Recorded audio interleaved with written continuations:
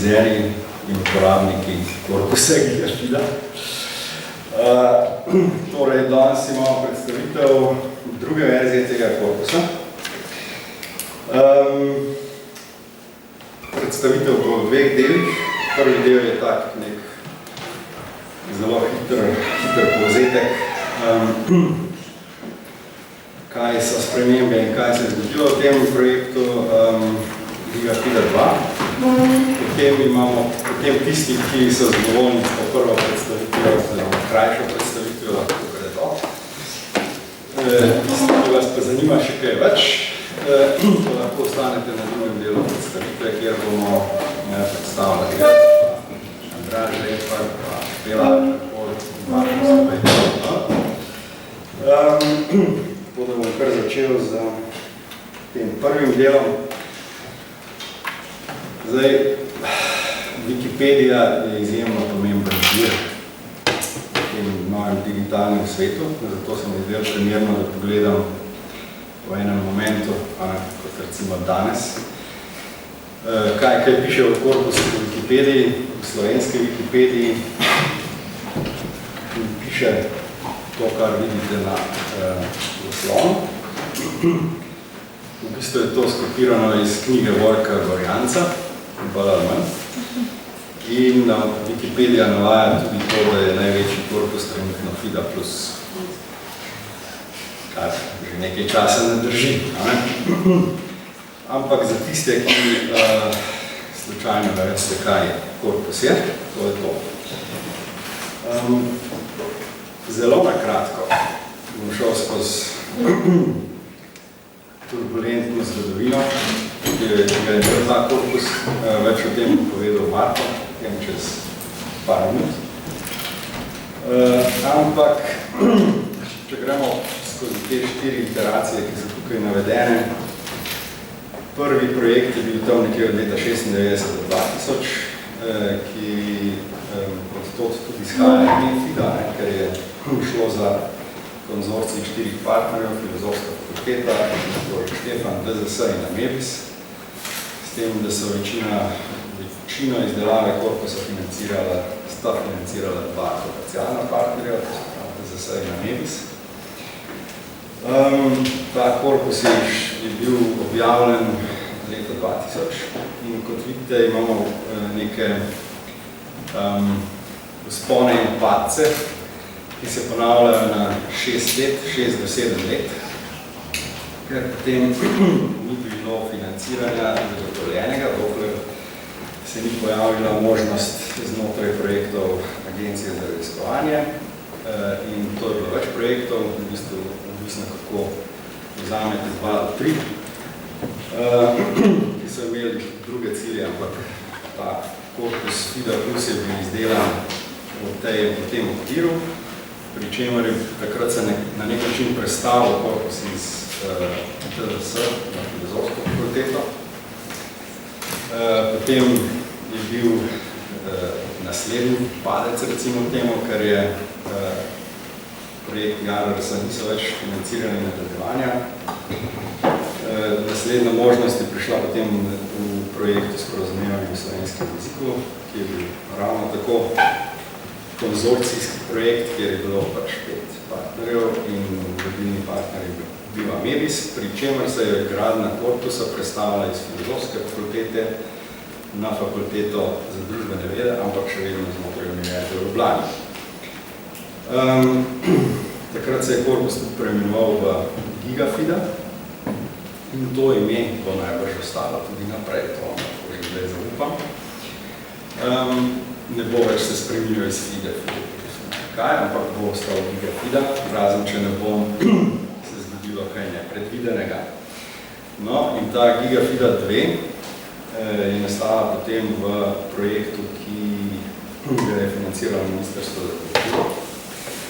In sicer tokrat je bil okvir spet, v bistvu Univerza v Ljubljani, ampak novi center za jezikovne vire in tehnologije, potem par besed več, ki ga sestavlja 5 fakultet Univerze v Ljubljani.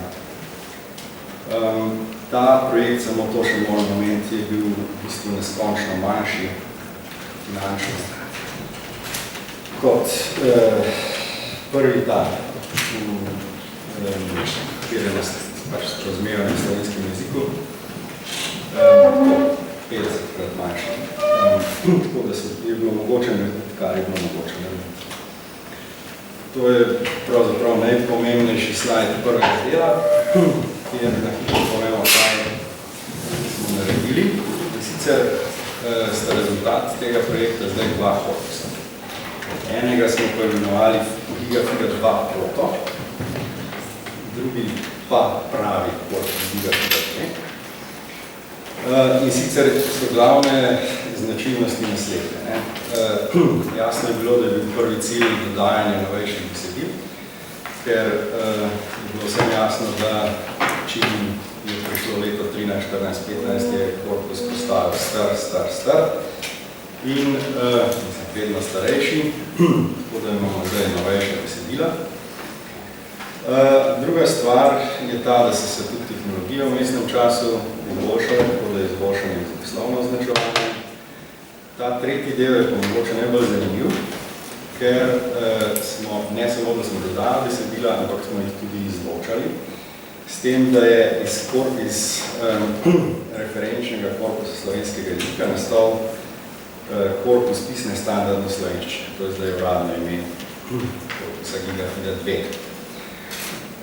In sicer smo izločili prvič besedila, ki jih pokrivajo drugi korpusi, kot so govorjena besedila, tipično so to parlamentarne razprave, ki so izhajale še iz prvega korpusa FIDA in tista besedila, ki smo jih z neko zanesljivostjo lahko označili kot nestandardna. To je bilo izhodišče, zato imenujemo ta korpus Proto. Še en postopek je bil pa izveden na korpusu GigaFida 2, ta pravi korpus. In sicer smo izločili podvojene segmente. Temu procesu se reče dekomunikacija. In o tem bom več govoril v drugem delu. Tako da lahko počakate do takrat, če vas to zanima. Je pa zato zaradi tega procesa ta GigaFida 2 za 1/4 manjša od GigaFida Proto. Vse, kar je bilo narejeno, lahko dobite na teh specifikacijah izdelave korpusa GigaFida 2, na tem naslovu, ki ga vidite na ekranu. Dostopen je korpus tako kot je običaj že nekaj časa v dveh kanalih. En kanal, ki ga uporablja večina ljudi, so konkordančniki, spletni konkordančniki. In ta prvi C v teh konkordančnik je na tem naslovu tukaj, danes predstavljamo tudi na koncu predstavitve. Poleg tega sta oba korpusa dostopna še na oziroma v okviru konkordančnikov infrastrukture Klein.si, to je na inštitutu Štefan, znotraj tako imenovane nov Sketch Engine je ena aplikacija, ki je v bistvu del Sketch Engine-a, drugi je Kontekst, ki je ravno tako izhaja iz češkega Klarina. To imate, se pravi, naslovi teh Novske in Konteksta sta dostopna preko spletne strani Klarin.si.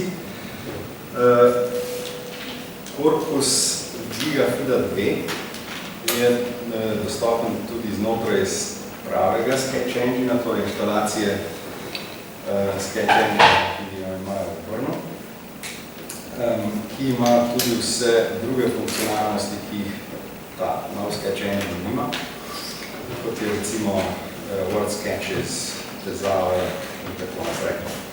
Kar omogoča v bistvu dostop za vse raziskovalce po celi Evropi, projekt Alexis, ki ga imamo ravno tako na inštitutu Štefan. Druga možnost za to, da pridete do GigaFida je podatkovna zbirka, kar je malo bolj problematično, ker moramo zagotoviti varovanje avtorskih pravic. Se pravi, vsak tekst, ki je prišel v Gigafido že od prve verzije naprej, ima za sabo sklenjeno pogodbo med komorkoli že, ali to univerza v Ljubljani, naprej, in nekom, ki je to besedilo dal. In v tej pogodbi seveda piše, da bomo mi varovali, da ne bo to besedilo zlorabljeno v kakršnikoli obliki. In tako pogodbo mora potem podpisati vsakdo, ki dobi korpus kot podatkovno zbirko. Zdaj, tukaj smo naredili neko primerjavo med številom besed glede na leto objave besedila, kjer vidite v glavnem vse te iteracije korpusa, kako se besedila zbirana po leto, ker je jasno, da so vedno obstajala neka obdobja, ko smo bolj intenzivno zbirali besedila in procesirali in potem je financiranje ugasnilo in to so pač dolinice znotraj tega. In tako je tudi zdaj. S tem, da je mogoče najbolj zanimiv del ta, kjer je zelo visoka špica sive barve, to je Gigafida 1, ki potem pade nizko znotraj Gigafida 2. V glavnem to pomeni, da smo v letu 2011 oziroma 2011 zbirali večino besedil na internetu znotraj prejšnjega projekta Gigafida, ki smo jih v glavnem, velike količine tega smo zmetali ven zaradi nestandardnosti. To je pač razlaga te razlike tukaj.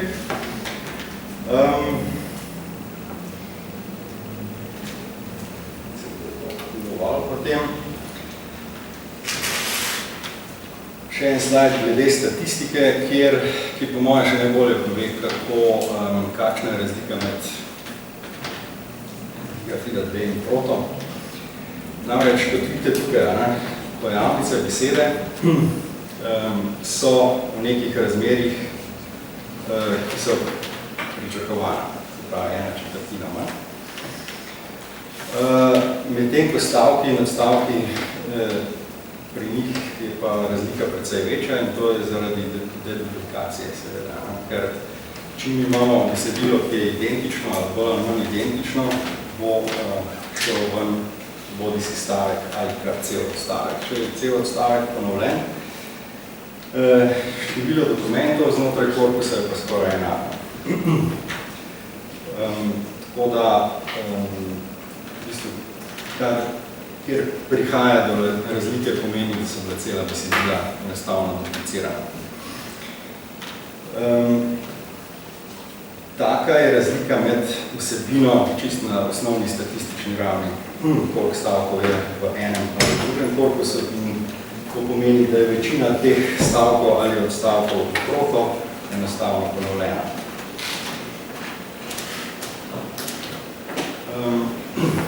Zdaj, zadnji del, mislim, da je to zadnji slajd tega prvega dela. Glede na to, kaj sem prej povedal o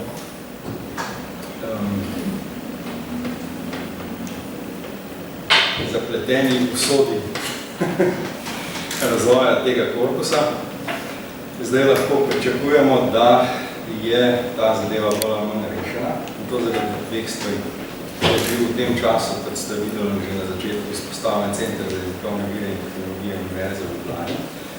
To je v bistvu imenovana raziskovalna infrastruktura, kot del raziskovalne infrastrukture Univerze v Ljubljani, ki se imenuje mreža raziskovalnih infrastrukturnih centrov ali MRIC. Znotraj CVT deluje v bistvu 5 fakultet, filozofska, za družbene vede, pedagoška, za računalništvo in za elektrotehniko, zato ker načelno pokriva cel diapazon tehnologij in virov za slovenščino in na elektrotehniki so se zdavnaj začeli ukvarjati recimo z govornimi tehnologijami za slovenščino, tako da pokrivamo nekaj interdisciplinarno področje. Druga stvar, ki je pa na nek način še bolj pripomogla k temu, da lahko pričakujemo redno vzdrževanje in razvoj, pa to, da je bil z letom 19 financiran nov raziskovalni program, to se pravi neko trajno financiranje nekega raziskovalnega področja, in sicer področja jezikovnih virov in tehnologij za slovenski jezik. Znotraj tega programa so 3 fakultete od teh 5 CRT-evskih in prvi del tega programa je financiran od začetka leta 19 do leta 2020. In pričakujemo, da bo, se pravi, znotraj obeh teh drugi bolj na raziskovalnem delu, prvi bolj na infrastrukturnem delu, da bo to omogočilo, da bomo obnavljali redno korpus in ga objavljali bodisi na vsako leto ali na 2 leti, ko bomo videli glede na pač različne faktorje. Mislim, da je to prvi del. Zdaj, v drugem delu bomo pa se malo izmenjavali. Vprašanje bojo pa na koncu, če hočete vprašati, možete ste na koncu. Ja. Tako da, Marko, prosim. Hvala.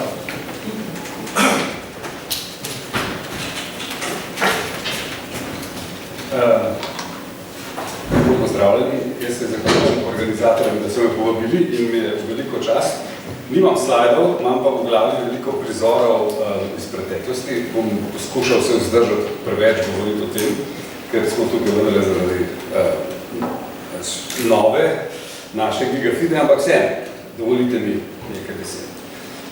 Začel bom svojim starim očetom, ki je šel v pokoj 50-leten, leta 1946 in se je v pokoju začel ukvarjati s tistim, česar se je res želel, in to je bilo leksikografsko oziroma zgodovinsko se ukvarjati slovenščino, predvsem z slovarji in z etnografijo. In je to počel na otrokom na nerazumljiv način, da je cele dneve dobesedno tičal sredi papirjev in pravzaprav ni nihče, po mojem še moj oče ne čisto dobro vedel, kaj počne, star oče, on pa je vedel, kaj počne. In ko mu je za 80-letnico leta 1976 Stane Suhadolnik napisal članek v jezik in slovstvo, je Stane Suhadolnik zapisal naslednje, dovolite, da citiram. Zadnji, a morda najpomembnejši Stabejev prispevek slovenskih znanosti ima obliko kartotečnega gradiva za zgodovinski slovar slovenskega jezika. Skozi Stabejeve roke je šlo skoraj 1 milijon listkov. Bodisi, da je dela sam izpisal ali popravil in dopolnil prej opravljene izpise, bodisi, da je kako drugače odločujoče sodeloval pri ekscerpiranju. Gre za popolne izpise iz vseh pomembnih slovarjev od 16. do 19. stoletja, predvsem rokopisnih, nekaterih slovnic in drugih za razvoj slovenskega jezika pomembnih del ter za izpis jezikovno-zgodovinskih podatkov iz Breznikovega izvoda Pleteršekovega slovarja. 1 milijon listkov skozi roke, si težko človek predstavlja, koliko to je. Ne samo, da ti gre skozi roke, ampak da tudi napišeš. Moja teza je pač ta, da se ne zavedamo, koliko podatkov zdaj imamo na razpolago in da je to nek razmeroma nov položaj, v katerem nekateri uživate bolj, drugi uživamo manj, ker manj znamo uživati, ampak je to neka nova pojavnost, ki je izjemno dragocena. Namreč, še takrat, ko se jaz spomnim prvega svojega srečanja s potrebo po jezikovnih podatkih in boste čisto verjeli, to ni med študijem. Med študijem ne potrebuješ jezikovne podatke. Med študijem potrebuješ dobro opraviti izpite, in počneš tisto, kar pač od tebe učitelji in učiteljice, profesori in profesorice zahtevajo. In jaz sem imel srečo, da me je, kaj da rečem, peljala skozi to stroko, začela peljati Breda Pogorelec, ki je seveda bila nagnjena k jezikovni realnosti in tudi k upoštevanju podatkov. Ampak se spomnim njenega izvoda SSKJ, v katerega je zapisovala razne stvari, ki se jih je spominjala. Spominjam se pa tudi, da jaz doma sem skušal pač v 80-ih, ko sem študiral, podobno početi, ampak nisem smel seveda v očetov izvod SSKJ zapisovati stvari. Poleg tega se veste, na začetku 80-ih niti ni bil še cel objavljen in tako naprej. In seveda, pustimo zdaj žalostno usodo vseh SSKJ-ov, ki jih imam zdaj po postrežjih in kleteh in ki jih seveda išče več ne povoha. No, ampak hočem reči, včasih je bilo priti do jezikovnih podatkov zelo težko. Pravzaprav tisti, ki so bili na voljo na inštitutu, takrat še ne da Frana Ramovša, za ognjevarnimi vrati, kot listovno gradivo. Ki že počasi končujem. Torej, spominjam se lastnega zvezka med študijem, ker sem zapisoval stvari, ki bi vse se niso dišale, ko sem jih prebral, pa so se mi zdeli, da so v moji jezikovni praksi in praksi, ki sem jo res poznal drugačno. Ampak tisti zvezek ni bil prav zelo napolnjen, ker nisem tako sistematičen človek, pa tudi nisem pravzaprav imel pravega razloga. Ko me je pa tedanji urednik novega angliško-slovenskega slovarja, ki se je pripravljal na TZS, se ni pripravljal, ampak ga je pripravljal Simon Krek, ga je načrtoval in njegovi delodajalci niso vedeli, kaj imajo in koliko je bo to stalo. Jaz seveda Simon, ki ga nekateri zelo dobro poznamo, nagnjen k temu, da stvari počne temeljito. V življenju se je tudi tega temeljito lotil, kot se pač da v danih razmerah. No, in to je stara zgodba, ki je manj zanimiva, ker ste jo večinoma že po si slišali. Ampak prišlo je do situacije, ko smo začeli testno že sestavljati tudi mogoče gesta in premišljevati Simon Krek, kolega Dušan Gabrošek, znamenit leksikograf, anglist, in takrat mlad asistent, slovenist, jaz. In seveda sta imela kolega anglista na razpolago o angleščini cel kup zelo dobrih slovarjev, British National Corpus, že online, spominjam se pravo čudo. Spominjam se tudi, da sem bil ponosen, ker sem poznal neko besedo iz Asterixa, seveda, to je Schutz Sawyer, to je tisti, kaj že je čarovnik, ki se je v mesedi v korpusu pojavila samo enkrat, 100 milijonov samo enkrat. Mene sta pa sprašvali, kako je to v slovenščini, in takrat smo že lahko gledali vse SKJ tudi v elektronsko različico, prvo, ampak namesto, da bi opazili, seveda je to bilo bogatstvo podatkov, ampak hkrati smo še toliko bolj videli, da je SKJ v marsičem pač zelo poseben in zastarel v resnici. Na podlagi dnevnega srečevanja in takrat je dozorela pač odločitev, da je treba dobiti jezikovne podatke. No, zdaj, hkrati se pa počutim malo tako, kot se najbolj počutim starš, ko govori na poroki svojih otrok, to še idolitirno bom, še kar nekaj časa ne bo, ampak namreč, zdaj se počutim tako, seveda, FIDA je bila osnovna šola, FIDA plus je bila srednja šola, Giga FIDA je bila fakultetna izobrazba, zdaj pa samostojno življenje. Tako občutek prav imam, In je prav, da je tako, in tukaj je vrsta ljudi, ki ste to in naredili, znate s tem briljantno delati, veste, zakaj je vse to. Zdi se mi pa ne ravno žalostno, ampak ne preveč razveseljivo še, da vas je premalo takih, da še premalo je tega pohlepa po jezikovnih podatkih, ker živimo v okolju, ki se pravzaprav marsikdaj zadovolji z urejanjem že obstoječega ali pa ohranjanjem že obstoječega. In to je problem, ki pa bo gotovo kmalu presežen. Namreč, da končam.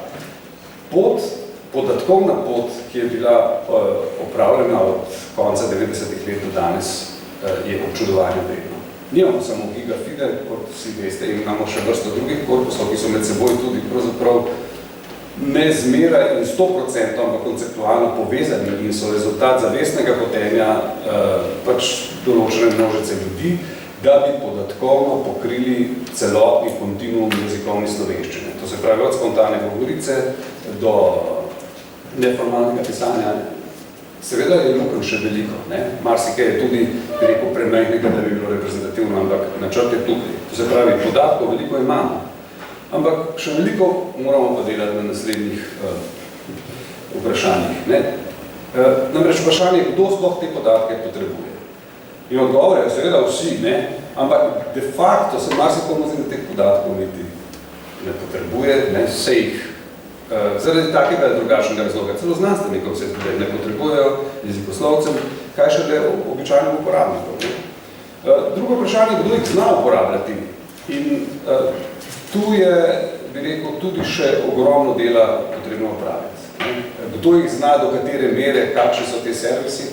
In to ni kritika, ampak tisti, ki ste zelo zraven in to zelo dobro znate, se vam zdi tako čudno, da drugi tega, kar sami po sebi ne znajo, da včasih pozabite, da ni lahko zlasti naslednja in starejša leta vstopiti v ta svet, ko je podatek važen, pa ti ne veš, kako do njega dostopati na kakšen način, a si res dostopil na pravi način ali ne.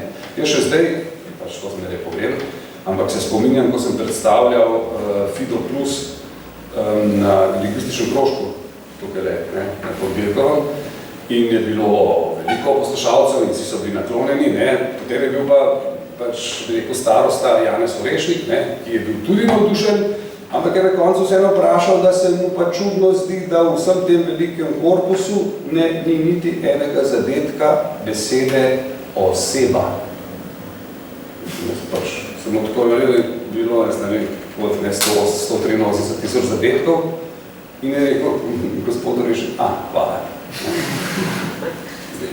Meni se je to zanimivo, ker je gospod seveda pri vsej svoji lingvistični kapaciteti se mu je zdelo možno, da besede oseba v 100-milijonskem, 600-milijonskem korpusu ni. In ni podvomil v svoje znanje iskanja, ampak v to, da v korpusu tega ni. To pač se mi zdi zanimivo, čeprav so pomembno. Skratka, kdo jih res uporablja te podatke in kako? Jaz mislim, da tukaj je še nadaljna pot, da bo Giga Fida res migala, da bo Giga Fida. Ta moj naslov, ki pa sploh ni važen, ampak je pa zato, ker je na neko vprašanje, na nekem zelo nedolžnem testu o korpusnih zadevah v slovenščini bil nekaj študentski odgovor, da je največji slovenski korpus Giga Figa. To definitivno ni več Figa. Hvala lepa.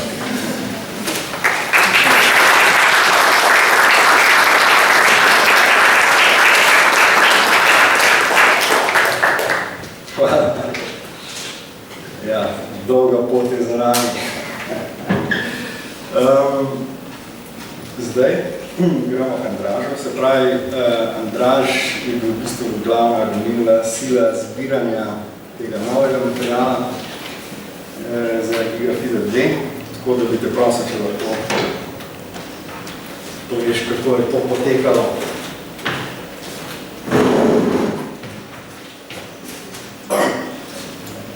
Bravo. Nasprotju s profesorjem STB, jaz imam slajde, točno enega, to je ta slajd. In sicer ja, zdaj si na začetku nisem napovedal, da v bistvu za ta projekt nadgradnje je bilo na voljo relativno malo finančnih sredstev.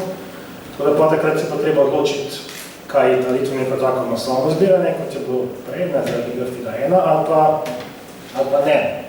No in v bistvu ta finančna sredstva pa ta odločitev bila samoumevna in smo se odločili, da se gre v bistvu dva cilja z tega. Ena je, da se zagotovi aktualnost gradiva v korpusu, da se doda nova besedila, tista, ki najbolj pogosto nastajajo. Drugo je pa, da se izboljša, pa mislim, doda besedila na tistih delih, tistih področjih korpusa, kjer recimo zastopano slabša. To sta bila predvsem področje poslovja pa učbeniških gradiv.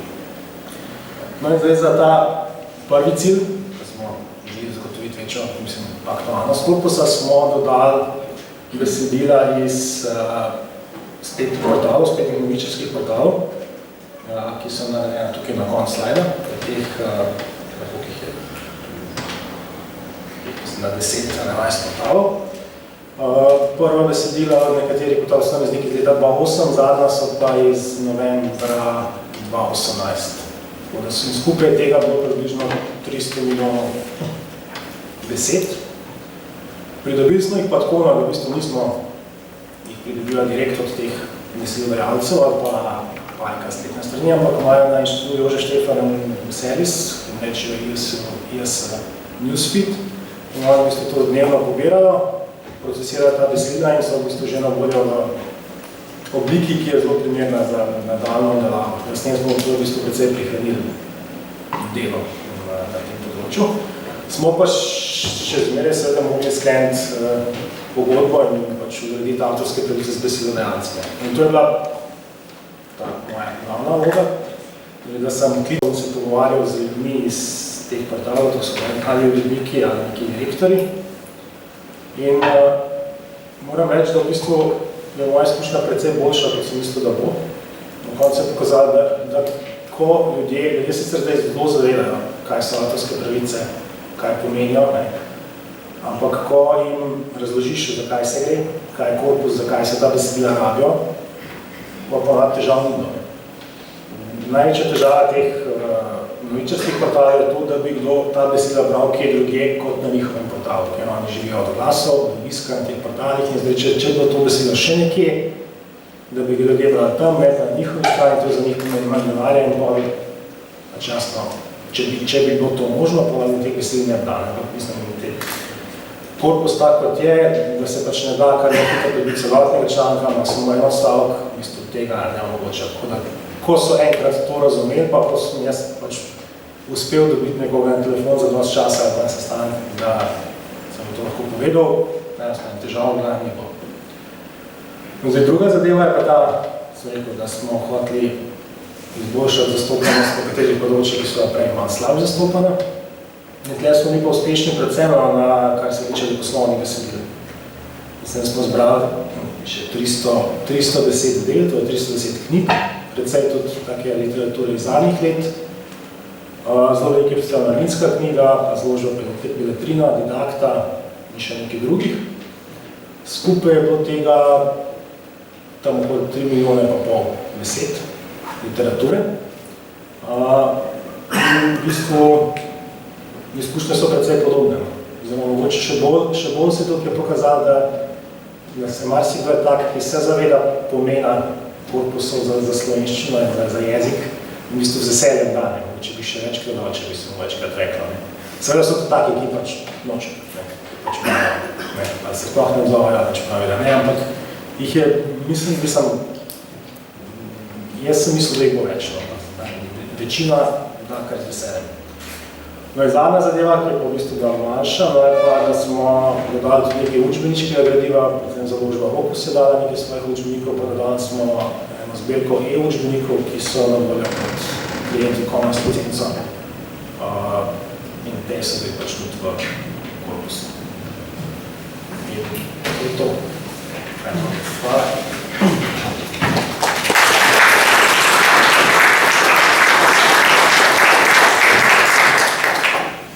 Dobro, zdaj prihaja, hvala Andraž, počakaj še na vprašanje, mogoče bi petnica. Kaj je v korpusu? Zdaj bomo prišli skozi nekaj statistik in nekaj bo tudi odpisa teh odločitev, ki smo jih sprejeli. Primerjava, to je taka neka zelo groba primerjava Gigafida 1 in 2, glede na žanre. Kot vidite, imamo precej več interneta, to je logično, zato ker smo vse, kar smo pobrali iz tega newsfeed servisa, poimenovali internetni del. In temu, zato je pač delež časopisov manjši in revij. Mečkaj se pozna tudi, da je leposlovje več, ker smo dodali toliko in toliko romanov. Stvarna besedila so šla mečkaj dol. In če pogledamo, kako izgleda zdaj ta kolaček, mečkaj drugačen kot v primeru korpusa Gigafida 1. To je glede žanrov, glede poslovnega označevanja besedil. Je tudi na nek način zanimiva zgodba. Namreč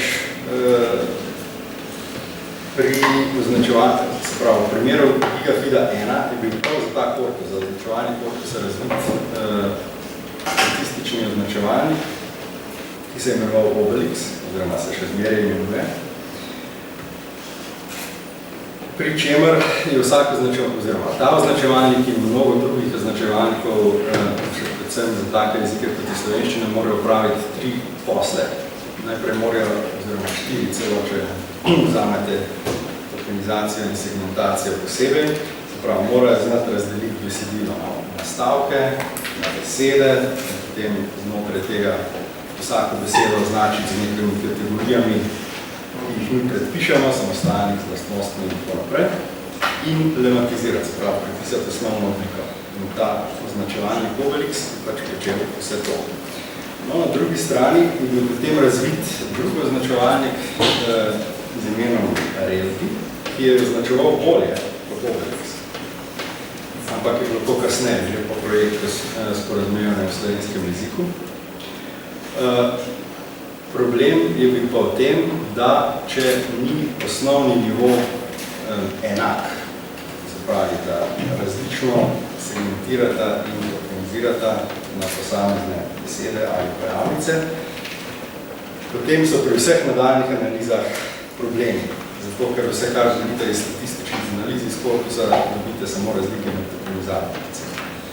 In je bilo treba zagotoviti, zdaj v tem pač GeoFida 2, da oba označevalnika, da imate enako izhodišče in to je bilo potem narejeno pač znotraj projekta, da je bil izločen tokenizator iz Obelixa in je bil potem uporabljen tudi za nadaljne procesiranje, se pravi, najprej je bil uporabljen samo tokenizator in na to sta oba označevalnika in Obelix in Relti, z njima je bil korpus označen in na to smo na vrhu tega naložili še tako imenovani meta-označevalnik, ki se je odločil med odločitvami obeh označevalnikov in s tem smo dobili takrat, v istem času, najboljši možni rezultat, ki je boljši od GeoFide, pač ki ga vidite tukaj, 94,43% natančnosti, pri označevanju s tem, da se je pa treba zavedati, da se te tehnologije zdaj strašno razvijajo in v tem enem letu od takrat smo dobili za slovenščino že označevalnik, ki še bolje dela od tega in smo nekje pri 96%. Se pravi, naslednja GeoFida, naslednja verzija bo že označena s tem novim, torej GeoFida 2.1, recimo temu. To je glede označevanja.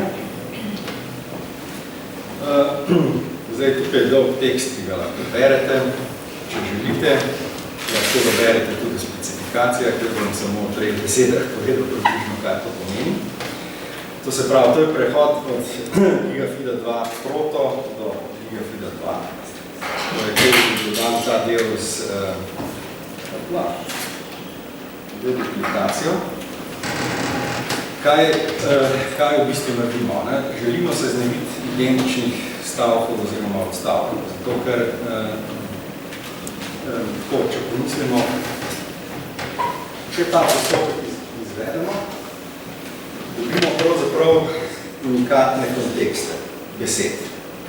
To se zgodi. Če imamo korpus, recimo, kar je bilo še iz FIDE, FIDE plus in potem se je vleklo še v GeoFido, recimo, da je bila neka križanka, ki se je ponavljala, ali pa nek del teksta, ki se je ponavljal skozi dnevnike, dela in različne časopise in ves čas je bil to en in isti tekst ali odstavek ali stavek, ki je recimo izhajal iz neke novice STA. Smo dobili teh identičnih stavkov preveč, zato da bi lahko identificirali unikatni kontekst, oziroma nekaj, kar je unikatnega, kar je nekdo proizvedel v slovenščini kot besedilo, ne samo kot izolirano besedo, ampak kot besedilo.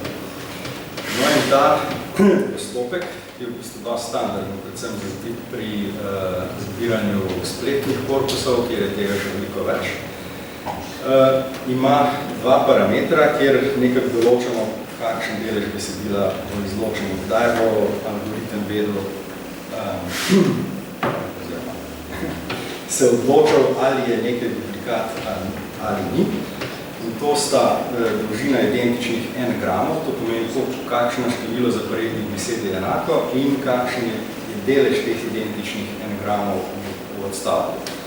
In to lahko nastavljamo, če bomo nastavili više bo več izločenega, nižje manj. In končna odločitev po nekih testiranjih je bila ta, da so 1 grami 9, se pravi 9 zaporednih besed, in če je polovico enakih v odstavku, gre.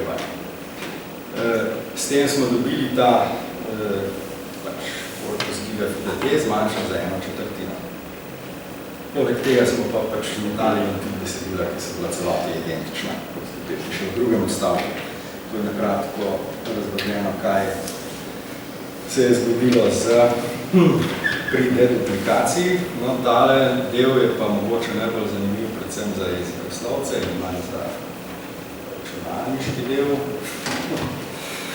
Kaj zdaj to pomeni, standardno proti nestandardno? Mislim, da je, Marko je že prej omenil, se pravi, mi nimamo pri jezikovnih virih za slovenščino ves čas enake situacije. Na začetku leta 2000, ko je bila objavljena FIDA, ni bilo drugih večjih korpusov. Absolutno ne. Takrat je bilo smiselno, da razmišljamo o tem, da pokrivamo vse žanre na kolikor je mogoče. Pač nečem, kar je bilo takrat dojeto kot nek standardni nacionalni korpus, kot je bil British National Corpus ali pa češki nacionalni korpus in tako naprej. In taka situacija je bila bolj ali manj tudi še ob nastajanju korpusa giga fida 1. V tem mestnem času, recimo 7-9 let, je nastalo veliko drugih korpusov. Korpus akademske slovenščine ima skoraj 2 milijarde besed, korpus Janez ima pol milijarde,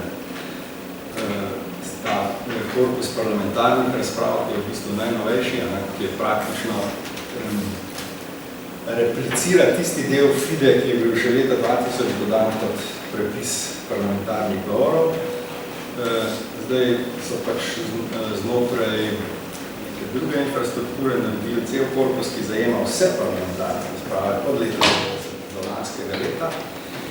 In zdaj, če si zamislimo, da imamo nek iskalnik, ki išče po vseh teh korpusih, iščemo po vsem, kar je, in tega je veliko več kot sama giga fida.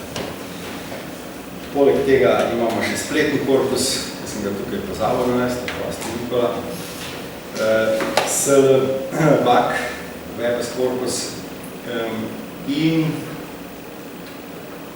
to pomeni, da lahko giga fido pomaknemo nekam drugam, znotraj teh jezikovnih virov, in sicer v smer, ki bo lažje omogočala nastanek, recimo temu, slovarja, slovnic in vseh drugih sekundarnih virov iz korpusa kot primarnega vira, in zato je bila ta odločitev tudi sprejeta. Zato je to korpus pisne standarde slovenščine. Seveda je pa precej kočljivo vprašanje, kaj človek opredeli kot standardno slovenščino, in osnovno tako delovno izhodišče, da to je napisano tukaj, ki je minimalni pogoj. To, da lahko predpostavljamo, da je avtor besedila želel postaviti, čeprav mu to mogoče ni uspelo. Ampak obstaja neskončno veliko situacij, ko se ljudje odločajo, da ne bodo uporabljali standardnega jezika, in to je seveda super in tako naprej. Ampak korpus giga fida skuša pokriti tisti del, kjer so bodisi situacije, v katerih besedila nastajajo, kot recimo na spletnih portalih novinar piše novico o nečem, avtor objavlja znotraj založbe in tako naprej. Lahko predpostavljamo, da je ta želja obstajala, pač po komuniciranju v nekem skupnem kodu. In iz tega je bilo potem narejena analiza, ki je vključevala tudi empirično preverjanje. Na srečo je znotraj projekta Janez nastalo orodje, ki je skušalo avtomatično določati stopno nestandardnosti besedila, pač zdaj mehanizmi obstajajo, ki rečeš, aha, imamo učni korpus, ki rečemo, kdo je preveril, ali se zdi, da je besedilo standardno, in potem to primerjamo z vsemi drugimi besedili in lahko ugotovimo, kakšna je stopna razlike. Ne vemo, kaj dosti o tem, kaj je to, ali je to. Mogoče so kakšni drugi razlogi, ampak lahko pa rečemo, da je odstop. In potem smo iz tega dobili neko, recimo temu kandidate za izločanje, ostalo bi to upravljeno bolj ročno. Tako da je ta končni rezultat glede standardnosti, nestandardnosti potekal na ta način, da je v končni fazi se nekdo odločil, ali je ta signal iz strojnega mehanizma zadosti močan, da dejansko se je bilo izločeno. To. Zdaj pa še niso vprašanja na vrsti, ampak je kratka predstavitev. Mislim.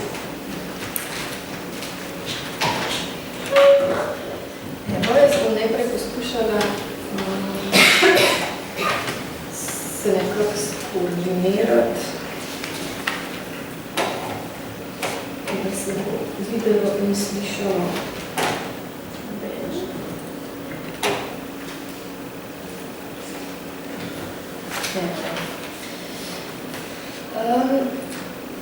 Simon je na začetku v svojem uvodnem delu že povedal, da sta tako Gigafida 2.0 proto kot Gigafida 2.0 na voljo v različnih konkordančnikih, v različnih korpusnih orodjih, trenutno v treh. Nov Sketch Engine in Context. Poleg tega je pa Gigafida 2.0 na voljo tudi v tem tako imenovanem uporabniško prijaznem vmesniku za širšo rabo. In od tega bomo danes tukaj skupaj na hitro preklikali na enem izbranem primeru. Kaj v bistvu si predstavljamo pod uporabniško prijaznost? Verjetno zdaj že veste. Ta ideja je, ta želja po, bom rekla, potem, da se raziskovanje po korpusnih podatkih omogoči tudi drugim uporabniškim skupinam, ne samo jezikoslovcem, se pravi komorkoli. Mi predvsem imamo pred očmi lektorje, prevajalce, učitelje slovenščine kot prvega ali pa drugega tujega jezika in potem seveda študente različnih smeri, dijake, študente in tako naprej. Želja, da bi omogočili vmesnik, kjer je iskanje zelo enostavno, podobno recimo iskanju po spletnih brskalnikih, kjer so podatki pregledni in kjer je navigacija, kar se da, intuitivna. Ta ideja je tudi stara zdaj že približno 10 let. Prvi poskus uporabniško prijaznega vmesnika je verjetno vsem tukaj zbranem poznano gigafida.net. In v sklopu tega projekta, ki ga danes predstavljamo, pravzaprav nadgradnja tega vmesnika niti ni bila predvidena, smo ga pa vključili na portal Viri CJVT in pri tem, bom rekla, pri tej oblikovni osvežitvi smo izkoristili to priložnost tudi za nekatere, bom rekla, bolj tudi izboljšave nekaterih funkcionalnosti. Zdaj, če pokažem, no, to je zdaj ta nova, lepa, rdeča, oblikovno je podobna ostalim virom, se pravi, ima nekaj elemente, ki so primerljivi kolokacijskemu slovarju, pa slovarju Sopomenk, če poznate katerega od teh dveh. Imamo na klik neke osnovne informacije o korpusu in seznam bibliografije, kjer si lahko preberete več o tem, kako je korpus nastal. Potem vmesnik je na voljo v dveh jezikih, poleg v slovenščini tudi v angleščini. V celoti, to je tudi nekaj, s čemer smo kar dosledno za vse vire, ki so vključeni na portal, poskrbimo. In tukaj so seveda dodani pač tudi te gumbi za deljenje vsebin na družbenih omrežjih, kot pri ostalih virih. Večina funkcionalnosti je ohranjenih, tako da tudi v resnici uporabniške evalvacije prejšnjega umestnika so pokazali, da so ljudje zelo zadovoljni z načinom iskanja in kako so rezultati urejeni, tako da mi smo se potrudili, da smo stvari, ki so delovale, pustili na miru. In to pomeni, da iskanje poteka na bolj manj enak način kot prej. Imamo 3 zavihke, iskanje okolica in seznam, tako kot prej. Imamo enostavno iskanje, napredno iskanje, tako kot prej. Vse te stvari, imamo tudi zgodovino iskanja, ki je zaenkrat še precej kratka. Tale primer sem si izbrala za demo.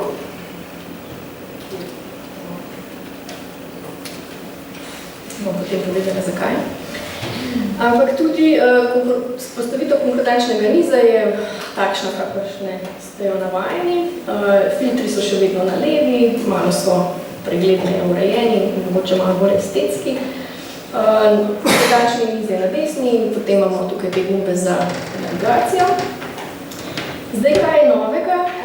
Ena stvar, ki jo boste redni uporabniki korpusa verjetno zelo veseli, filtriranje poteka precej bolj enostavno kot pri prejšnji različici. Preprosto kliknemo filtre, ki jih želimo uporabiti in preprosto jih tudi odkliknemo.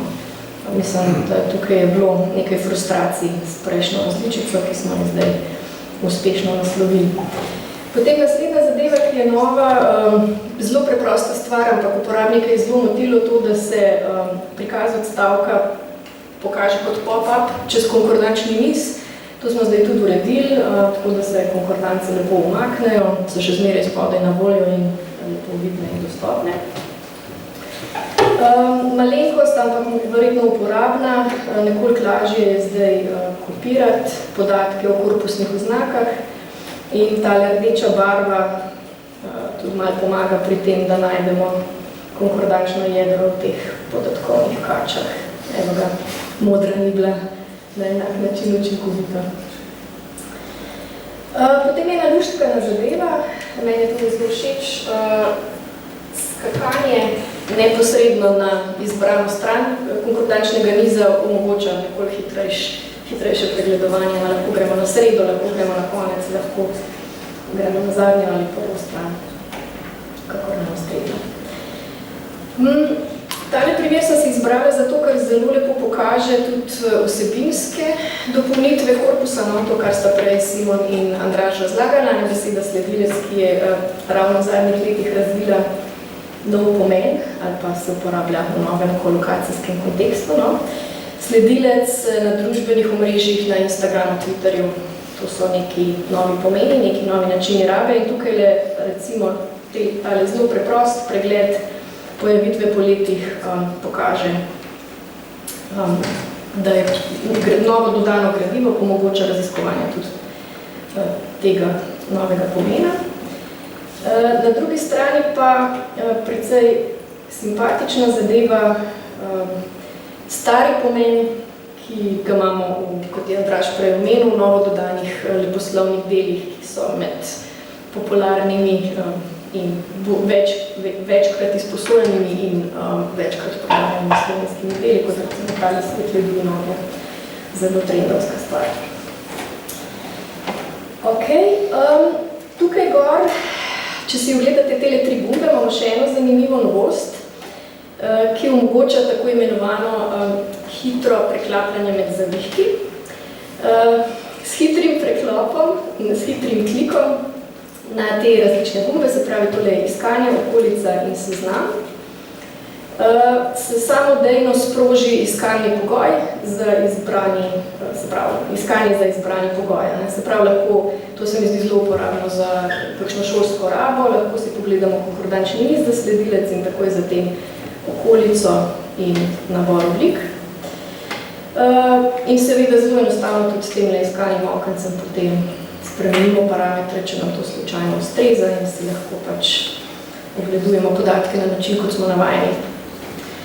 Tukaj je še ena manjša, ampak pomembna za raziskovalce mogoče razlika. En od statistik, MI, smo zamenjali z log-dice, ki je po smislu kolokacijske jakosti nekoliko bolj relevantna, tako da to je zdaj neka nova možnost za razvrščanje podatkov, sicer je tale postavitev takšna, kot smo je vajeni. Enako velja za seznam, ki ostaja bolj ali manj enak, zdi se mi samo, da je mogoče tale zadeva nekoliko bolj intuitivno zdaj pove, kaj lahko s temi podatki počnemo in kako jih lahko urejamo. Prej sem omenila, da smo želeli vključiti konkordančnik na portal virov, in zato imamo tudi en zelo dober namen, razlog, in sicer tako glede na odzive uporabnikov in seveda tudi naša velika želja je jezikovne podatke, ki jih pripravljamo, čim bolje povezati. Želimo si, da bi bilo iskanje po različnih vrstah jezikovnih podatkov čim enostavnejše. In portal Viri, ki ga zdaj razvijamo, naj bi omogočal točno take vrste povezovanje. In zdaj, če si lahko pogledamo zdaj tudi to že v praksi, klik na tale gumb, ki ga naš oblikovalec ljubkovalno imenuje hamburger, odpre povezavo do dveh drugih jezikovnih virov, slovarja, sopomenk in kolokacij, in klik na enega izmed teh nam bo sprožil iskanje v tem slovarju. Se pravi, tukaj imamo sopomenke za sledilec in potem si lahko gledamo tudi kolokacije v kolokacijskem slovarju in od tukaj iz obeh teh dveh lahko skočimo nazaj na korpus Gigafida 2.0. Zdaj jaz bi to demonstracijo, predstavitev s tem zaključila in potem mogoče še kaj pokazala v času za razpravo. Upozorila bi samo še na tale zelo pomemben delček. Seveda smo testirali delovanje novega vmesnika na tej desktop postavitvi kot z vsemi napravami, ki jih pač premoremo, ampak ne premoremo vseh. Tako da v primeru kakšnih problemov hroščev ali pa tudi samo za neko povratno informacijo teh novih funkcionalnosti in oblike se zelo toplo priporočamo. Zdaj v naslednjih mesecih zbiramo komentarje uporabnikov s terena in kdorkoli karkoli najde ali bi nam želel sporočiti v zvezi s tem korpusom, ne se prosim oglasi. To je to.